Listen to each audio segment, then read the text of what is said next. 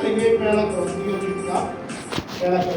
पत्री निकाल लेंगे 6वां अध्याय और 19 और 20 पद को एक जन पढ़िएगा। क्या तुम नहीं जानते कि तुम्हारी देह पवित्र आत्मा का मंदिर है, पवित्र आत्मा का मंदिर है जो तुम में बसा हुआ है, जो तुम में बसा हुआ है और तुम्हें परमेश्वर की ओर से मिला है, और तुम्हें परमेश्वर की ओर से मिला है और तुम अपने नहीं हो, क्योंकि दाम देकर मोल लिए गए हो, इसलिए अपनी देह के द्वारा परमेश्वर की महिमा करो। आमीन। हालेलुया। प्रभु ये वचन जब मुझे प्रकट किया तो प्रभु ने कुछ बातों को बताया, उसे मैं आप लोगों के सामने जल्दी से बताना चाहता हूं। प्रभु ने कहा कि तुम्हारी जो देह है वो हमारा नहीं है। आमीन।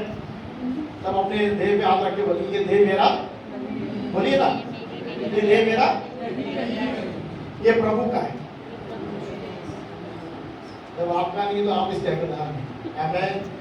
हालेलुया। किसका है? परमेश्वर का। प्रभु कलाम कहता है, ये क्या तुम नहीं जानते कि तुम्हारी देह पवित्र आत्मा का मंदिर है और जो तुम में बसा हुआ है तुम्हारा परमेश्वर की ओर से मिला है, तुम अपने नहीं हो, तुम अपने। लेकिन हम लोग क्या कहते हैं? ये मेरा देह, मैं जो चाहूं करूं, मेरा पूछने वाला कोई नहीं है, ऐसा बोलते हैं। लेकिन प्रभु का कलाम स्पष्ट बताता है, ये जो देह परमेश्वर ने दिया, ये शरीर जो परमेश्वर ने दिया है, ये परमेश्वर की एक अद्भुत युक्ति से अद्भुत रचना है। तो उत्पत्ति पहले अध्याय के 26 और 27 में पढ़ते हैं, परमेश्वर ने कहा अपने स्वरूप में, अपनी समानता में मैं मनुष्य को बनाऊंगा।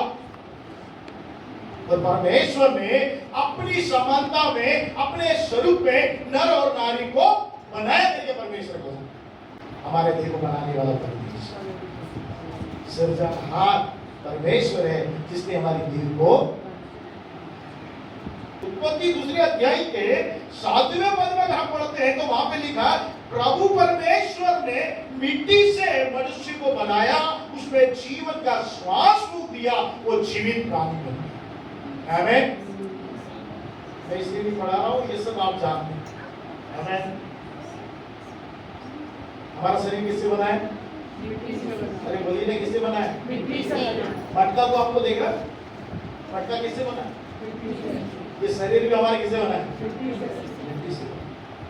अब डॉक्टर के पास जाएंगे, ब्लड टेस्ट करेगा तो हमारे शरीर में जितने भी धातु से, जितने भी मिनरल्स पाए जाता है, जितना कुछ पाया जाता है, डॉक्टर बताएगा कि भाई ये सब चीजें मिट्टी में भी पाए जाती हैं।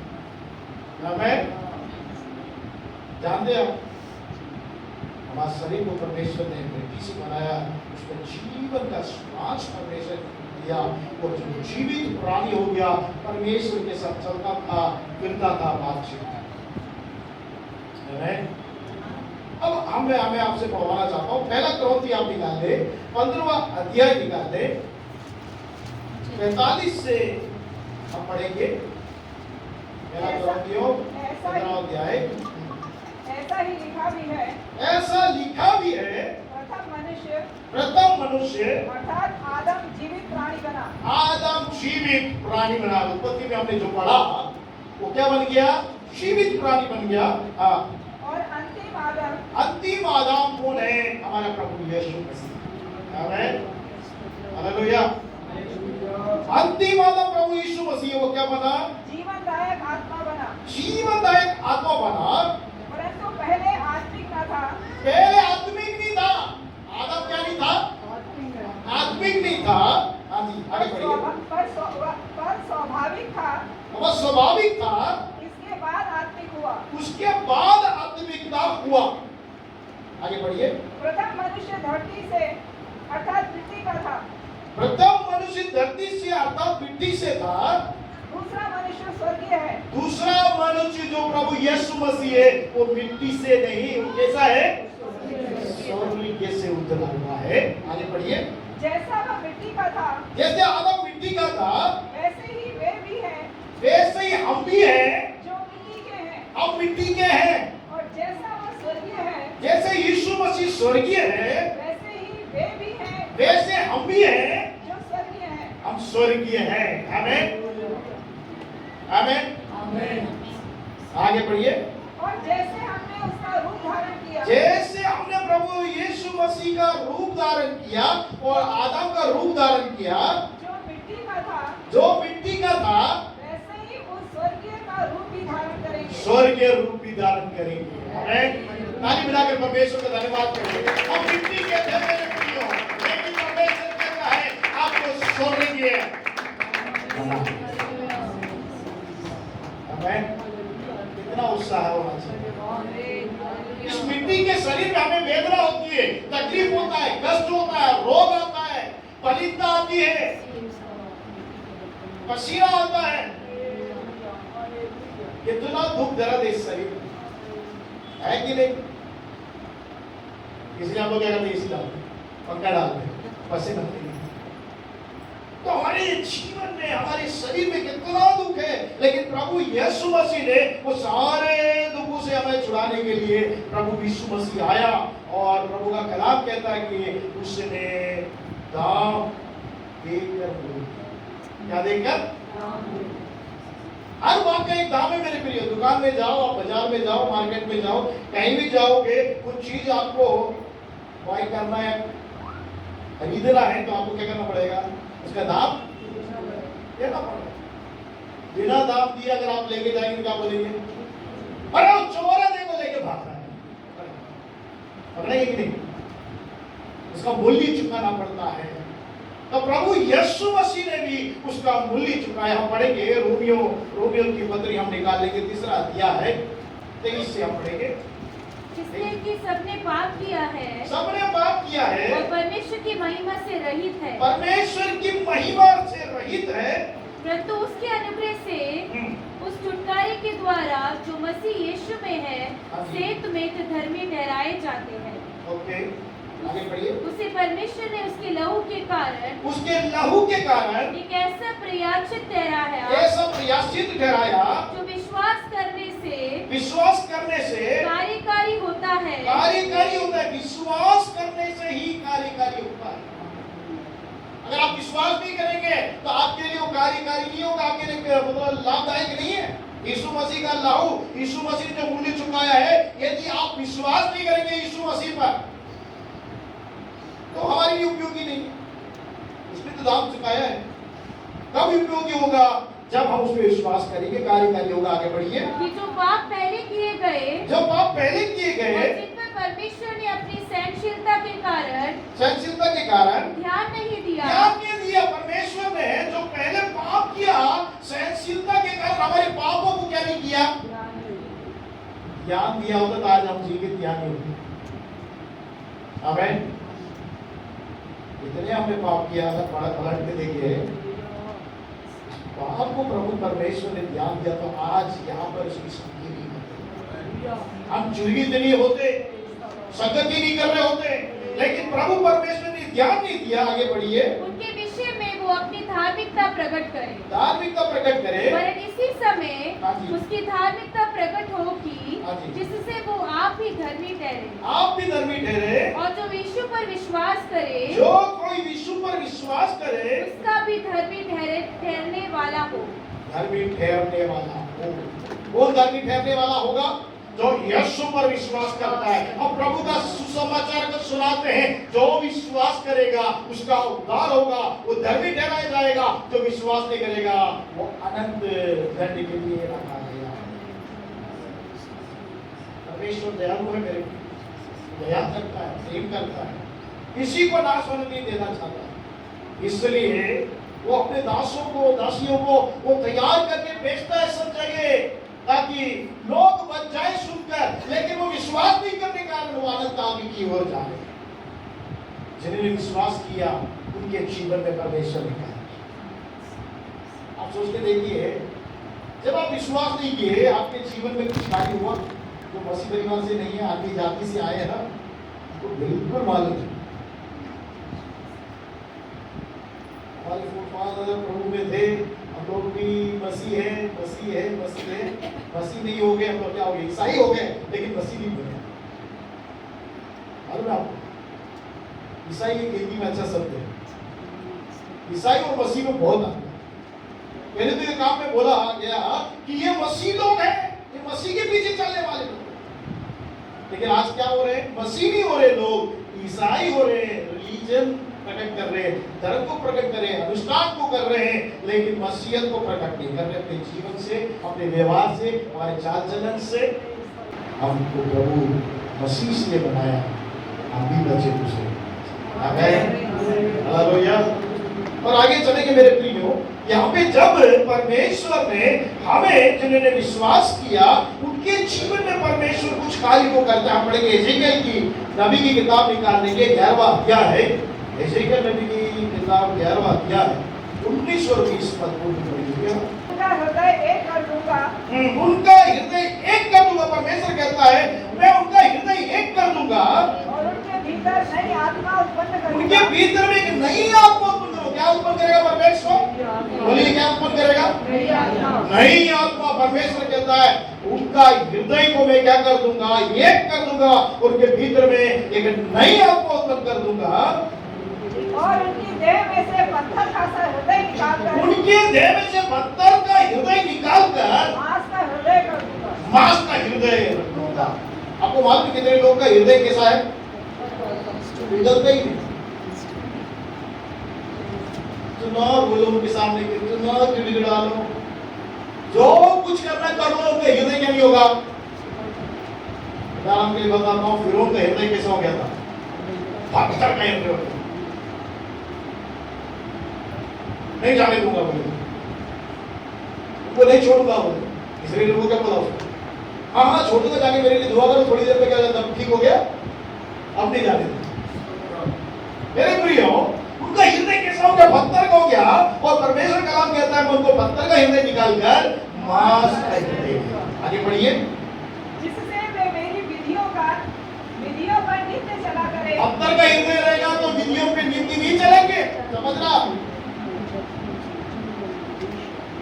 जब मांस का हृदय आएगा, नई आत्मा उनके दिल में ली जाएगी, तो वो परमेश्वर की विधियों पे चलेंगे, उनके नियमों पे चलेंगे, वो नियम को मानेंगे, वो मेरी प्रजा ठहरेंगे, मैं उनका परमेश्वर हूं। आमीन। इनका हृदय पत्थर का, उनका लिए नहीं, उनका हृदय मांस। आमीन। जिनके अंदर में परमेश्वर की आत्मा आ गई है, उनके वे लोग परमेश्वर के विधि में, उसके नियम में चलेंगे और परमेश्वर के वे प्रजा कहलाए जाएंगे और परमेश्वर कहलाए जाएंगे। इतने लोग पवित्र आत्मा का अभिषेक पाया है, पवित्र आत्मा पाया है, उन्होंने आत्मा का अनुभव किया है। और जिन्होंने नहीं पाया है, उनके लिए भी परमेश्वर आज मौका देता है कि वे भी उस बात को प्राप्त करें। वो जो आत्मा है परमेश्वर ने उड़ेलने का बोला है, वो उड़ेलेगा। वो आत्मा के बारे में कुछ 7 बातों में मैं जल्दी आपको बताना चाहूंगा, लेकिन उस आत्मा को हम कैसे पा सकते हैं उसके बारे में भी बताऊंगा मैं आपको। और जितने लोगों ने पा लिया है उसमें कैसे आगे बढ़ना है, आत्मा का कार्य क्या है। बहुत सारी कार्य है परमेश्वर की आत्मा के बारे में, पवित्र आत्मा के बारे में, लेकिन मैं 4 बिंदु थोड़ा सा समय जरूर लूंगा, लेकिन सब बताना चाहूंगा। मेरे प्रियो, अब निकाल लेंगे रोमियो 8:26। जिनके अंदर में परमेश्वर की आत्मा आएगी वो क्या करेंगे? पढ़िएगा। इससे आत्मा भी हमारी दुर्बलता में सहायता करता है। जो आत्मा हमारे अंदर परमेश्वर पवित्र आत्मा देता है, परमेश्वर की आत्मा आती है, जो नई आत्मा उपजाता है परमेश्वर, वो क्या करता है? सहायता करता है। आत्मा क्या करती है? आप तो बेसहारे हैं। हम तो सोचते हैं कि कोई शायद मिल जाए इस संसार में, इस संसार की नैया में पार लगा के, नाव में पार लगा के निकल जाए कैसे भी। तो मेरे प्रियो, एक गारंटी है, परमेश्वर का आत्मा, पवित्र आत्मा का साथ।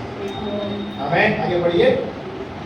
क्योंकि हम नहीं जानते कि प्रार्थना किससे करना चाहिए। हम जानते ही नहीं कि प्रार्थना, किससे तो बोलते हैं कि हम लोगों को प्रार्थना करना आता है। कहते कि नहीं? कहते भी है। लेकिन प्रभु का कलाम कहता है कि हमें क्या नहीं करना आता है, प्रार्थना किस रीति से करना है नहीं जानते हैं। परंतु आत्मा आप ही ऐसी आहे भर भर कर, आत्मा आप ही ऐसे आए भर भर के, जो बयान से बाहर है, बयान से बाहर है, हमारे लिए विनती करता है। हमारे लिए विनती करता है। आमेन। आत्मा पवित्र आत्मा से दिया गया है, वो हमारा सहायक मात्र नहीं, हमारे लिए वो विनती करता है। आमेन। ये आत्मा चाहिए कि नहीं? बोलिए आत्मा चाहिए कि नहीं? साथ में बढ़ना है कि नहीं? आमेन। तो प्रार्थना में बढ़ना है। आत्मा इसीलिए क्या है कि हम प्रार्थना करना नहीं जानते हैं, वो हमें प्रार्थना करने के लिए सहायक होता है। आए भर भर के, किसी और के लिए नहीं, हमारे लिए प्रार्थना करवाता है। आमेन। हालेलुया। तो आत्मा का पहला जो बिंदु है वो हमारा सहायक है। दूसरा पढ़ेंगे प्रेरित के काम, जल्दी से प्रेरित के काम पहला अध्याय 8वां पद पढ़िएगा। यीशु मसीह कह रहा है प्रेरित का काम 1:8, जिसको मिल जाएगा। परंतु जब पवित्र आत्मा तुम पर आएगा, यीशु मसीह कहता पवित्र आत्मा तुम पर आएगा, तब तुम सामर्थ्य पाओगे। तुम सामर्थ पाओगे। पहले पवित्र आत्मा आया, हमने पढ़ा कि सहायक था, और यहाँ प्रभु यीशु मसीह कह रहा है, खुद कह रहा है कि जब पवित्र आत्मा आएगा तुमको क्या मिलेगा? सामर्थ्य। बहुत से लोग कंफ्यूज जाते हैं, सामर्थ्य पावर, इसमें भी एक पावर है। इलेक्ट्रिकल में क्या है? हाथ लगाएंगे क्या आ जाएगा? स्विच ऑन है, हाथ लगाएंगे तो करंट ऑन है। उसको नहीं मालूम, उसको नहीं मालूम है कि उसमें हाथ लगाएंगे तो करंट मारना है कि नहीं मारना है। लेकिन पवित्र आत्मा सिर्फ पावर अकेले नहीं है, वो एक व्यक्तित्व है, इसे पर्सनालिटी। तू परमेश्वर में वो एक पवित्र आत्मा है, पर्सनालिटी है, व्यक्तिगत है, व्यक्ति है। इसलिए प्रभु यीशु मसीह कहता है उसको दुखित नहीं करना, उसे शोकित करोगे तो तुम छोड़कर चला दुखित नहीं करना, नहीं तो क्या करेगा? वो छोड़कर चला जाएगा। जब दुखित हो जाएगा और आप उसको शोकित कर दोगे, हिंदी में तो अच्छा शब्द है, एक दुखित और दूसरा शोकित। दुख देते रहेंगे, चुपचाप रहेगा, लेकिन आप जब उसको शोकित कर दोगे, आपको छोड़कर ही चलेगा। जो पावर है उसको दुखित या शोकित से कोई मतलब नहीं। जो पर्सनालिटी है, जो व्यक्ति है, व्यक्तित्व है, उसके अंदर में उसको आप दुख दे सकते हो। करंट को आप दुख दे सकते हो? बोलिए। बहुत से लोग को मतलब ये कंफ्यूजन है, इसलिए मैं क्लियर करना चाहता हूँ। पवित्र आत्मा करंट या पावर नहीं है, वो व्यक्तित्व की पर्सनालिटी। तो परमेश्वर में जैसे पिता परमेश्वर है, जैसे प्रभु यीशु मसीह है, वैसे पवित्र आत्मा है। आमेन। एक व्यक्तित्व है, जैसे हमारे अंदर में आत्मा पाया जाता है, वैसे ही वो पवित्र आत्मा है जो परमेश्वर की आत्मा। आपको मालूम है उत्पत्ति की किताब में लिखा है, जब पृथ्वी को परमेश्वर ने आदि में बनाया, उसके बाद बेडोल हो गया, सुनसान हो गया, और क्या हो गया? उसमें अंधेरा था, उसमें पानी था, उसके ऊपर में परमेश्वर की आत्मा। जब परमेश्वर की आत्मा उतर आती मेरे प्रियो, क्या होगा? मालूम है? पवित्र आत्मा, परमेश्वर की आत्मा, पुराने आत्मा, परमेश्वर की आत्मा के बारे में पढ़ते हैं, नए में पवित्र आत्मा के बारे में पढ़ते हैं। मेरे प्रियो, जब आत्मा आता है, परमेश्वर की आत्मा मंडराता है ना, वहां कुछ एक नया क्रिएशन करता है। तीसरे पद से हम पढ़ते हैं, और परमेश्वर क्या आपने बोला, उजाला हो जाओ, तो क्या हो गया? उजाला हो गया। और मरियम के ऊपर पवित्र आत्मा का सामर्थ उतरा, तो वहां पे एक सृष्टि, एक क्रिएशन हुआ। एक मनुष्य के ऊपर में जो पवित्र आत्मा उतरता है, वो एक नया सृष्टि बन जाता है। पुरानी बातें सब कुछ पवित्र आत्मा पाने से पहले एक पुराना व्यक्तित्व था हमारे अंदर में, उसको व्यक्तित्व को ही पवित्र आत्मा बदल देता है। वही पवित्र आत्मा बोल रहा है कि वो सामर्थ है, पाओगे, और तुम मेरे लिए क्या होगे? यरूशलेम, सारे यहूदिया, समारिया और पृथ्वी के छोर पे क्या हो जाओगे? जब पवित्र आत्मा आ जाता तो आप गवाह देना शुरू करोगे, गवाही देना शुरू। तब तक डरते हैं, अरे क्या गवाही देंगे भाई, हम जाओगे। कमेंट में क्या होता है, हाथ हिलने लगता है, हाँ सब आज नहीं, अंत नहीं। लेकिन परमेश्वर का जो सामर्थ हमारे अंदर का आता है गवाही के लिए खड़ा है। पतरस के बारे में जानते हैं मेरे प्रियो, 3 बार पतरस ने इनकार किया। जो पवित्र आत्मा पतरस के ऊपर में आया, मेरे जो नाम में लिखा मेरे प्रियो, पतरस के ऊपर जब पवित्र आत्मा उनके साथ आया तो वो 11 लोग के साथ खड़ा हो गया और प्रभु के बारे में वो गवाही देने लगा। और कहता है मेरे को कहा 2 अध्याय का 32वें पद में पतरस कहता, पढ़िए कोई जब, इसी यीशु को परमेश्वर ने जिलाया, इसी यीशु को परमेश्वर ने जिलाया, इसके हम सब गवाह हैं। इसके सब हम लोग क्या हैं, गवाह हैं। पवित्र आत्मा पाने के बाद पतरस जो इनकार किया उसके अंदर में धैर्य आ गया, एक गवाह का कार्य। पहले डरता था, एक दासी से वो क्या किया, इनकार किया। 3 बार यीशु मसीह को क्या करते उसने, तब तक क्या नहीं पाया पतरस ने, पवित्र आत्मा का सामर्थ। और जब 120 लोग ऊपरी कोठरी में थे, प्रार्थना कर रहे थे, उसमें पतरस भी था, और जब उसके ऊपर पवित्र आत्मा का अभिषेक आया, उसके अंदर में धैर्य आ गया, बोलने लगा, तुमने यीशु को क्रूस पे चढ़ाया, हम उसके गवाह। आमीन। ये धैर्य कहां से आ गया, पतरस से। क्या ऐसा पवित्र आत्मा चाहिए कि नहीं, ऐसा अभिषेक चाहिए कि नहीं, कि हम धैर्य की आत्मा के साथ यीशु की गवाही दे सकें। और तीसरा बिंदु हम देखेंगे, प्रभु यीशु मसीह कहता है यूहन्ना रचित सुसमाचार, हम निकाल देंगे यूहन्ना रचित सुसमाचार 14 का 26 पढ़ लेंगे। एक जन निकाले तो पढ़िएगा, यूहन्ना 14 का 26। परंतु सहायक अर्थात पवित्र आत्मा जिसे पिता मेरे नाम से भेजेगा, यीशु मसीह कहता मेरे नाम से पिता भेजेगा, वह तुम्हें सब बातें सिखाएगा। पवित्र आत्मा क्या दिखाएगा, क्या लिखा है आपके बाइबल में, लिखा है सब बातें सिखाएगा। हमको तो मालूम ही नहीं, हमारे को पता ही नहीं चलता है हमारे परिवार में क्या हो रहा है, हमारे व्यवसाय में हो रहा है, हमारे कार्य में क्या हो रहा है, हमारे जीवन में क्या हो रहा है, हमारे भविष्य में क्या हो रहा है, हमारी सेवा में क्या हो रहा है, कुछ पता नहीं। पता है इतनों को सबको पता है मेरे प्रिय हो, कुछ भी पता नहीं, लेकिन पवित्र आत्मा जब आएगा वो कह रहा सब बातें सिखाएगा, ए टू जेड एवरीथिंग, सब बातें सिखाएगा, आपका उठना बैठना चलना फिरना सब कुछ सिखाएगा। आगे पढ़िए, और जो कुछ मैंने तुमसे कहा है, जो कुछ यीशु मसीह कहता है, जो कुछ मैंने तुमसे कहा है वह सब तुम्हें स्मरण कराएगा। स्मरण भी करवाएगा, रिमेम्बरेंस भी करवाएगा। आमीन। ऐसा पवित्र आत्मा चाहिए कि नहीं, ऐसा अभिषेक सब कुछ सिखाएगा, मेरे जीवन के बारे में, मेरे व्यवसाय के बारे में, मेरे कार्य के बारे में, मेरे परिवार के बारे में, मेरे भविष्य के बारे में, मेरे सेवा के बारे में, सब कुछ सिखाएगा पवित्र। उसकी समूह में आप बैठना सीखे, पवित्र आत्मा से, पवित्र आत्मा पहले पाए और उसके समूह में बैठे, वो सब कुछ आपको सिखाएगा। कोई बात भी आपसे क्या नहीं रहेगी, चुप्पी नहीं रहेगी। उसी यूहन्ना में 16वां अध्याय 13 और 14 में पढ़ लेंगे। परंतु जब वह अर्थात सत्य का आत्मा आएगा, सत्य का आत्मा आएगा तो तुम्हें सब सत्य का मार्ग बताएगा। सब सत्य का मार्ग बताएगा, झूठा मार्ग नहीं बताएगा, असत्य नहीं बताएगा। कौन सा मार्ग बताएगा, सत्य का। आप आत्मा को जज करना है, अगर सत्य का आत्मा बता रहा है क्या बताएगा, बोलिए क्या बताएगा,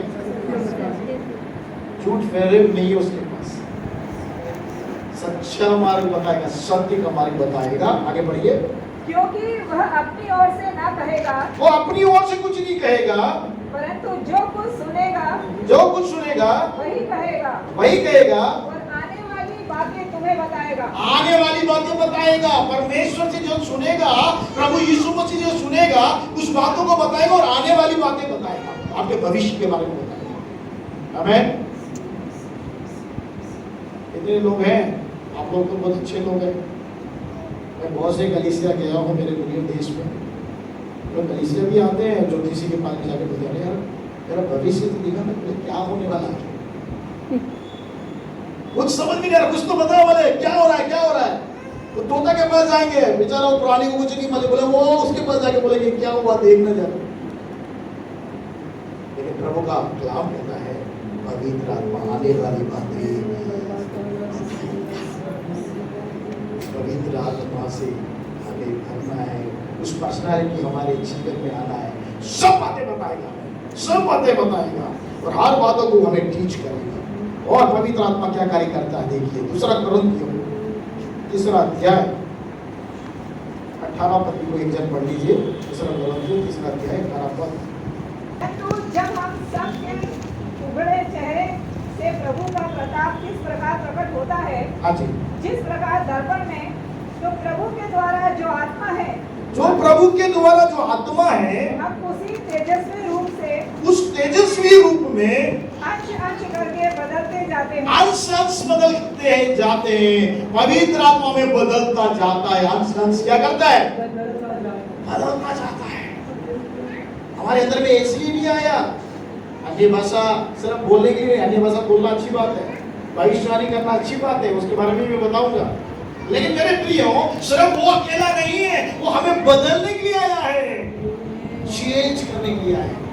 ऐसे तेजस्वी यीशु मसीह के समान, जब यीशु मसीह को हम देखेंगे हमने समान, हमारे समान यीशु को देखेंगे। पवित्र आत्मा इसलिए आया है कि मुझे और आपको अंश अंश बदल दे। आमीन, हालेलुया। हो सकता है कुछ बातें मैं बता रहा हूँ आपके अंदर में क्लियरेंस आ रहा होगा, मैं आत्मा में महसूस कर रहा हूँ। आमीन।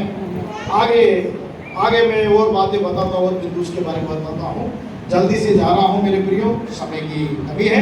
और रोमियो की पत्री अगर हम निकालेंगे 8वां अध्याय और 11वां पद और पवित्र आत्मा का कार्य को देखिए। रोमियो की पत्री 8वां अध्याय 11वां पद। यदि उसी का आत्मा जो परमेश्वर का आत्मा पवित्र आत्मा है, जिसने यीशु को मरे हुए में से जिलाया, यीशु को मरे हुए में से जिलाया, तुम में बसा हुआ है, हम में बसा हुआ है। तो जिसने मसीह को मरे हुए में से जिलाया, जिसने मसीह को मरे हुए में से जिलाया, वह तुम्हारी नाशवान देह को, वह हमारी नाशवान देह को अपनी आत्मा के द्वारा, अपनी आत्मा के द्वारा जो तुम में बसा हुआ है, जो हम में बसा हुआ है जिलाएगा। जिलाएगा। आमीन। हालेलुया। अच्छा प्रसन्न करेगा।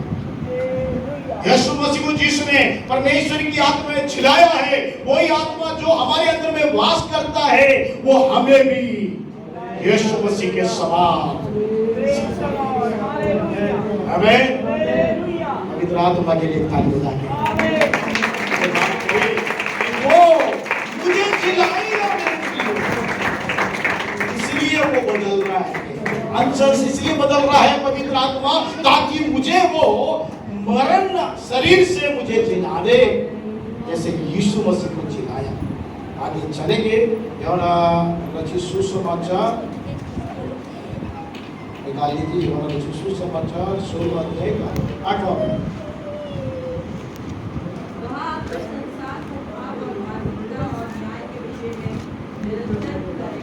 पवित्र आत्मा क्या काम करता है? संसार के पाप के बारे में क्या करेगा? पाप के बारे में, धार्मिकता के बारे में, न्याय के बारे में निरुद्ध करेगा। इसका मतलब है कायल करेगा। क्या करेगा?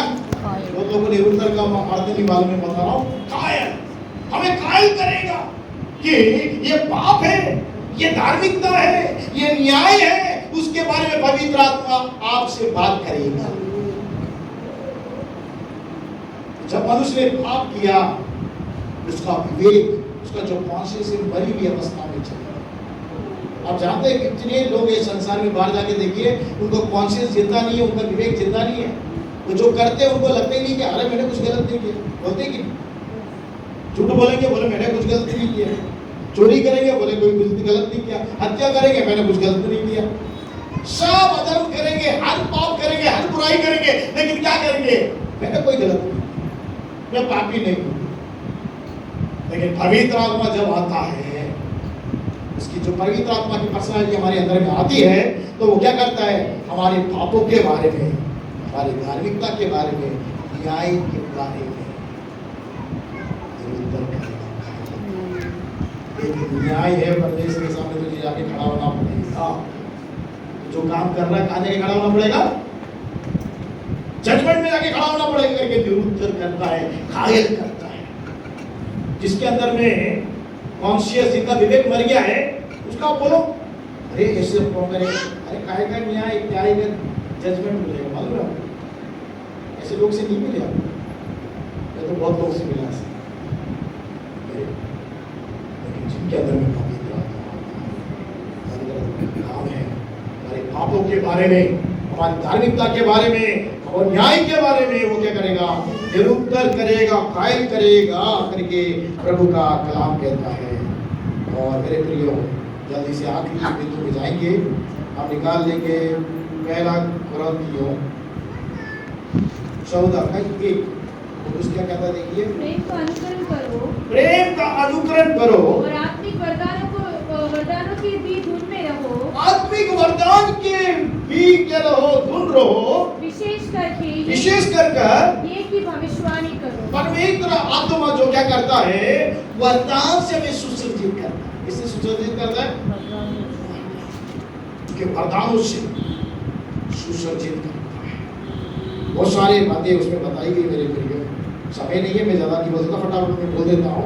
उसमें लिखा है कि वेद की आत्मा परमेश्वर देगा, और क्या देगा, भविष्यवाणी की आत्मा परमेश्वर देगा, और उसमें लिखा है अन्य भाषा की भविष्यवाणी की आत्मा परमेश्वर उनको प्रदान देगा, ताकि वे क्या करेंगे, बढ़ते जाएंगे। पहला कुरिन्थियों 12वां अध्याय 4 से लेके 11 तक अगर आप पढ़ेंगे तो लिख के रख लीजिए, पढ़ के देखिए। वरदान जो पवित्र आत्मा देता है वो आत्मा एक है, लेकिन प्रभु भी एक है, प्रभावशाली कार्य कई प्रकार के हैं, लेकिन परमेश्वर एक है और सब प्रकार के प्रभाव के कार्य करता है। किसी को आत्मा का प्रकाश देता है, और किसी को बुद्धि की बातें देता है, और किसी को ज्ञान की बातें देता है, किसी को विश्वास देता है परमेश्वर, और किसी को परमेश्वर क्या देता है, चंगा करने का वरदान देता है, और किसी को सामर्थ का काम करने के लिए देता है, भविष्यवाणी का काम करने के लिए देता है, आत्मा परखने का कार्य देता है, किसी को प्रकार अन्य भाषा, अनेक प्रकार की भाषा बोलने का और उसका अनुवाद करने के लिए देता है। आमेन। इतना कार्य है, एक में नहीं जाएंगे, जल्दी से अपन आगे बढ़ेंगे। तो ये अकेला नहीं, परमेश्वर वरदान अकेला मात्र नहीं, परमेश्वर वरदान के साथ अधिकार भी देता है। आमेन। पढ़िएगा लूका रचित सुसमाचार 10वां अध्याय और 19वां पद। यीशु मसीह कहते हैं, क्या कहते हैं, 10 का 19,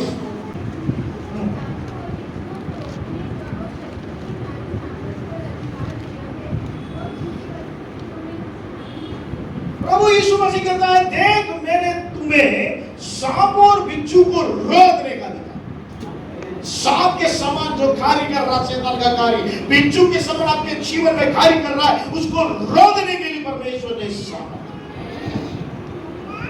और उसका अधिकार दिया है। कोई भी वस्तु क्या नहीं करेगा, हेलो, क्या नहीं करेगा, हानि नहीं पहुंचाएगा। हम सोचते कोई जादू कर देगा, टोना कर देगा, कुछ कर देगा हमारे विरोध में, अशुद्ध आत्मा को भेजेगा, वो कुछ नहीं करेगा। अगर पवित्र आत्मा का सामर्थ हमारे अंदर में, वो अधिकार हमारे अंदर में, उस शैतान के ऊपर हम जय प्राप्त करेंगे। हालेलुया। इतना सामर्थ, इतना अधिकार प्रभु यीशु मसीह आत्मा के द्वारा मेरे प्रियो देता है। उस अधिकार के साथ प्रभु यीशु मसीह ने कहा, मत्ती रचित सुसमाचार 28 के 18 पद में प्रभु यीशु मसीह ने अपने चेलों से, वो जो उस पर विश्वास करते हैं उसके अनुयायी से कहता है, पढ़िएगा मत्ती रचित सुसमाचार 28 का 18।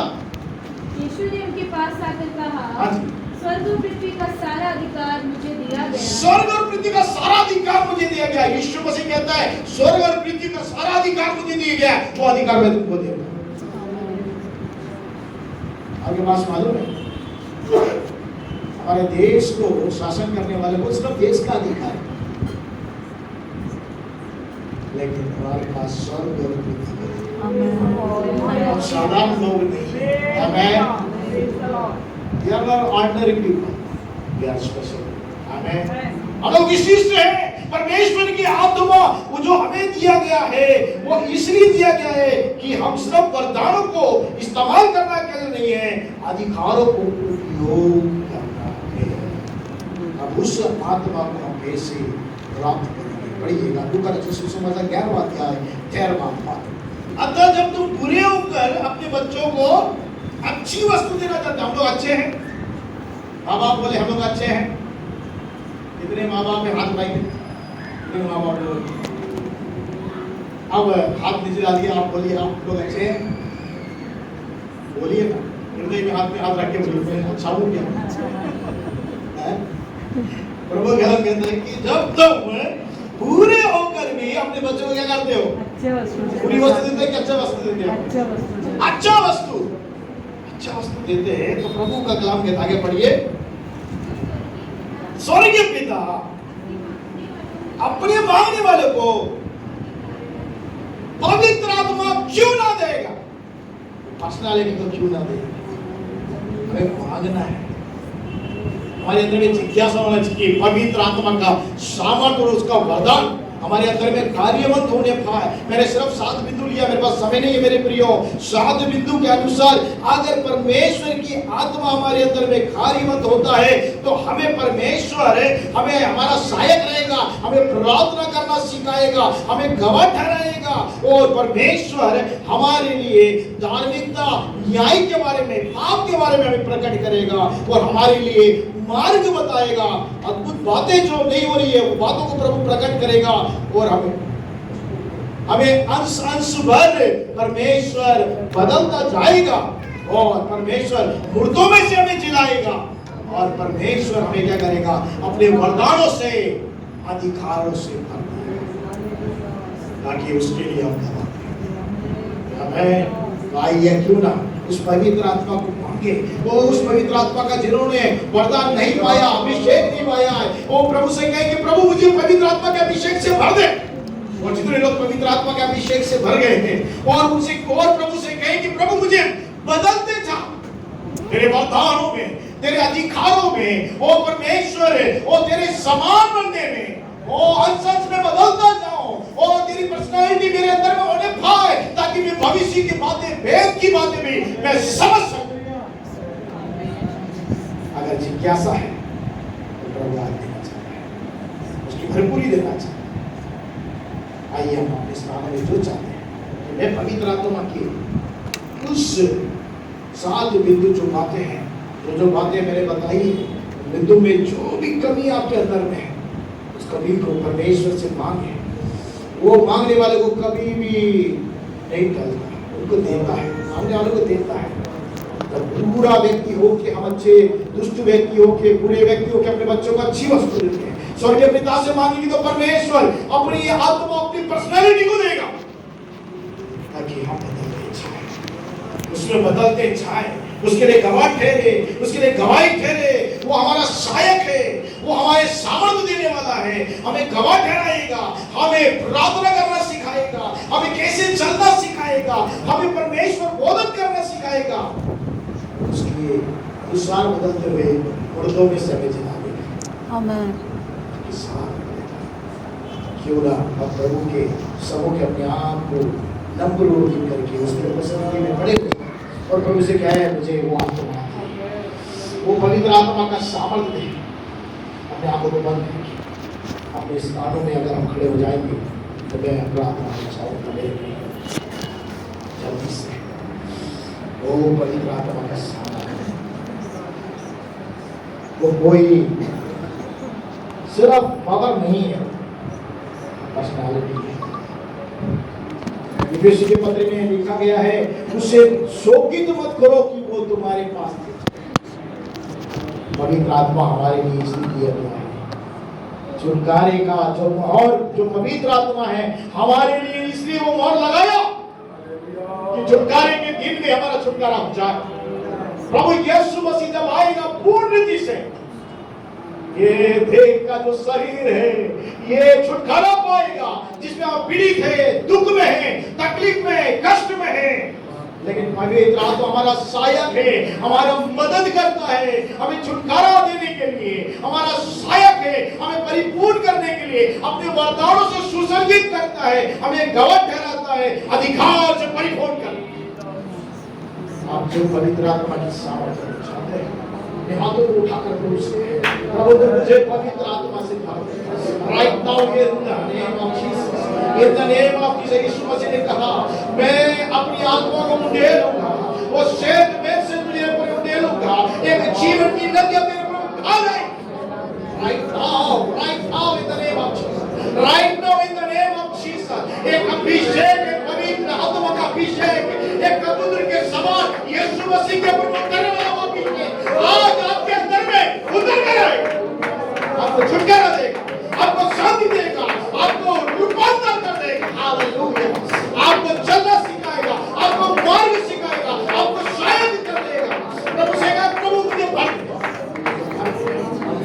मुझे भर दे, फिर से वो आग उस पर बरसा दे, मुझे अभिषेक कर दे ताकि मैं भर जाऊं।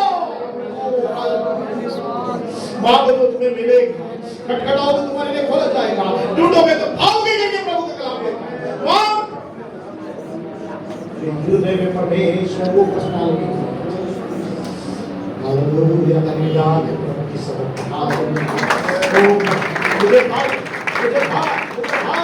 मेरे अंदर जो मसले हैं जो पवित्र आत्मा और मेरे अंदर जो क्या रखा है उस पवित्र आत्मा प्रत्येक दिन मुझे बनाएगा, हर समय में, हर मिनट में, हर समय में, हर दिन में, प्रत्येक दिन मुझे बनाएगा।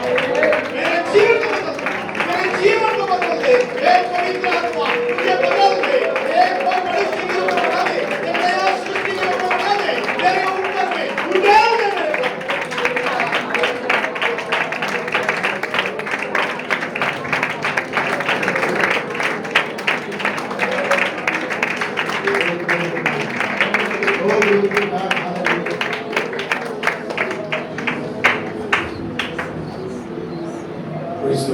കർത്താവിന്റെ ദാസനും കൂടെ ശക്തിമേറിയ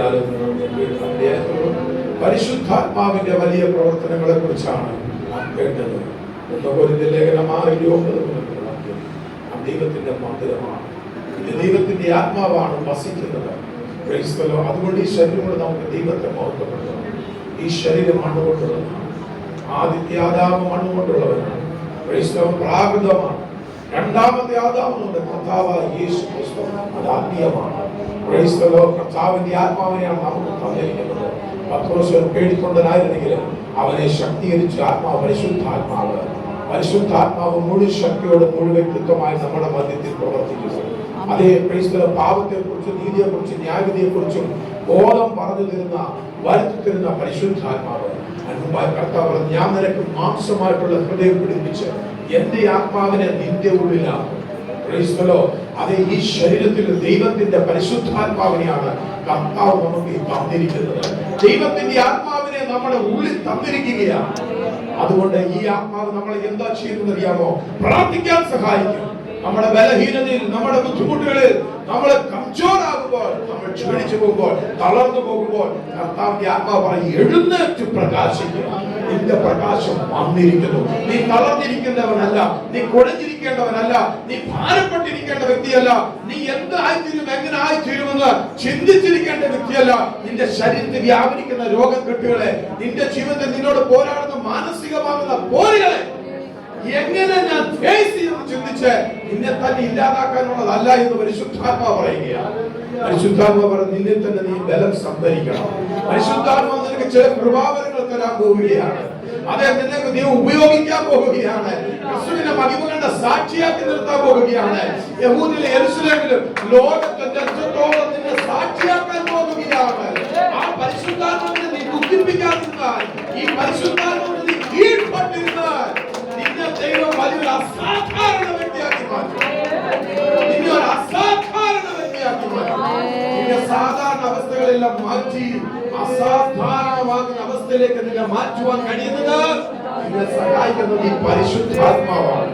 നീ ഇപ്പോഴത്തെ ഇവിടുത്തെ സ്ഥലത്തിന്റെ സ്ഥലം മാറിയതോർത്ത് നീ ഭാരപ്പെടണ്ട, നിന്റെ വീട് മാറിയതോർത്ത് നീ ഭാരപ്പെടണ്ട, നിന്റെ ഓഫീസ് നീ ചേഞ്ച് ആയത് ഓർത്ത് ഭാരപ്പെടണ്ട.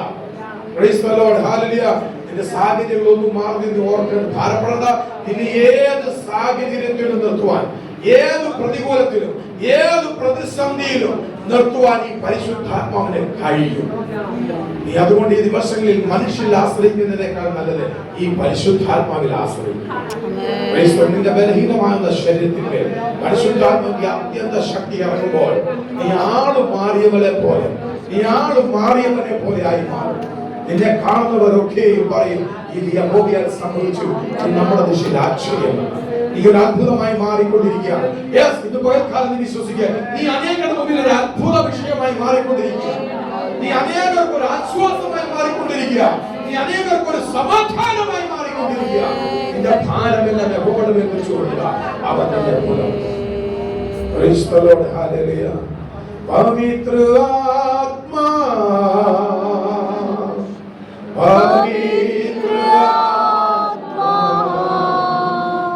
मुझे मुझे ले जाओ यीशु के चरणों में, पवित्र आत्मा, पवित्र आत्मा।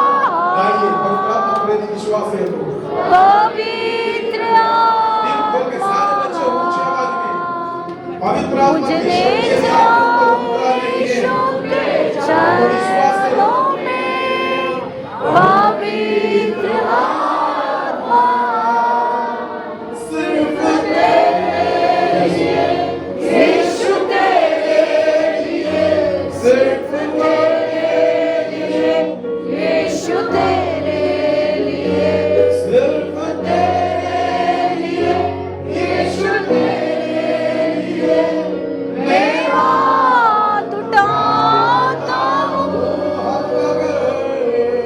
घुटने टिकाकर, सर झुकाकर, हाथ उठाता तेरे सुनने में लिए। आ सकता है, घुटने में नहीं तो बैठ जाइए। घुटने में हाथ उठाता हूं तेरे लिए, घुटने टिकाकर, हाथ उठाता तेरे लिए, घुटने टिकाकर, सामर्थ के लिए हम मांग रहे हैं। पवित्र आत्मा है हाथ उठाता तेरे लिए, सिर्फ तेरे लिए, यीशु तेरे लिए, सिर्फ तेरे लिए, यीशु तेरे लिए, सिर्फ तेरे लिए, यीशु तेरे लिए, राजा मैं हाथ उठाता हूँ। पवित्र आत्मा, पवित्र आत्मा, मुझे ले जाओ यीशु के चरणों में, पवित्र आत्मा, मुझे ले जाओ यीशु के चरणों में, पवित्र आत्मा। अनुग्रहकारी परमेश्वर हम आपको धन्यवाद करते हैं। आपका दास अल्फ्रेड दानियल को पवित्र आत्मा के अभिषेक के बारे में जो कलीसिया के हम सबों के लिए इम्पोर्टेंट थिंग्स है उसके बारे में बताने के लिए सहायता है। उनका दास को परिवार को यीशु के नाम से ब्लेस करता हूँ। उनका परिवार की जो भी कमी है सब दूर करें। सेवकाई में बड़ी सामर्थ के साथ आपका दास को परिवार को इस्तेमाल अभी आने वाले दिनों में हमारे कलीसिया पवित्रता में चले, यहोवा का भय मानकर चले, वरदानों की धूम में लगे रहे आमेन। और Thank you, सत्य Daddy. में चलने की जो धार्मिकता में Hallelujah. परमेश्वर के न्याय के जो विचार Hallelujah. परमेश्वर का भय मानकर चलने के लिए Hallelujah. इस छोटे से कलीसिया को आपका हाथों में सौंपता हूं। Yes daddy. यीशु मसीह के नाम से मांगते हैं।